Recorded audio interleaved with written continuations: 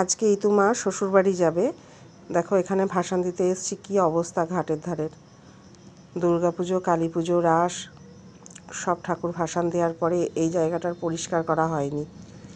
এই জায়গাটা পুরো ঠাকুর ভাসান পড়ে পড়ে পুরো মাটি হয়ে গেছে এই সামনেটায়, কিন্তু পা দিলে পা আবার গর্তেই ডেবে যাচ্ছে।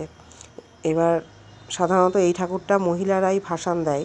এইবার এমন অবস্থা হয়েছে মহিলারা এখানে নেমে ভাসান দিতে পারছে না, খুব মুশকিল। দেখতেই পাচ্ছ কী অবস্থা হয়েছে, দেখো পা গেটে যাচ্ছে। এই দিকটায় একটুখানি তবু জল পাওয়া যাচ্ছে, আর সামনেটায় কোনো জল নেই।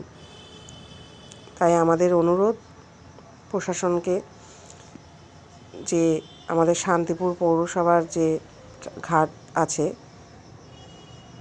ফেসারি ঠাকুর ভাসান যেখানে দেয়া হয়, সেই জায়গাগুলো যদি একটু পরিষ্কার করে দেওয়া হয় এই ইতু পুজোর আগ দিয়ে, তাহলে একটু আমাদের শান্তিপুরবাসীদের উপকার হয়, সব মহিলাদের খুব উপকার হয়।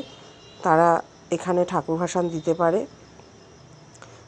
এখানের যা পরিস্থিতি হয়েছে, এখানে নামা একটু বয়স্ক মানুষ হলে নামতেই পারবে না, এখানে নামা খুব মুশকিল হয়েছে।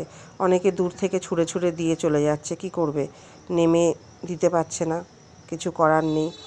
আবার অনেক বিষাক্ত পোকামাকড়ের বাসা এখানে রয়েছে।